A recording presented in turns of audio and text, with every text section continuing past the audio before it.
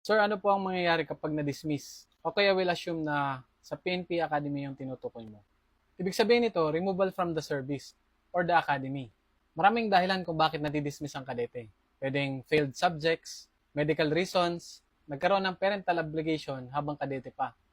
Ibig sabihin, nakabuntis or nabuntis. At marami pang iba. May dalawang klase ng dismissal. Honorably and dishonorably discharged. Ang honorably discharged, yan yung mga natanggal sa academy na may mga good standing. Halimbawa nito, yung sinabi ko kanina, failed subjects and medical reasons.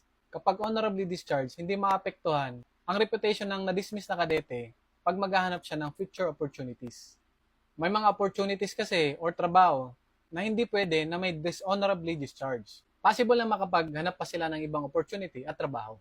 Pangalawa naman, dishonorably discharged. Ito yung mga natanggal sa academy na may mga bad standing or may mga serious misconduct na nakomit at pwede ding na-involve sila sa mga criminal activities. Dahil sa bad standing na ito, pwedeng hindi sila matanggap sa ibang trabaho o opportunities kasi may mga trabaho na hindi tumatanggap na may dishonorably discharged. So yun lang, sana naging malinaw sa inyo. Kung may katanungan kayo, comment nyo lang. Follow for more.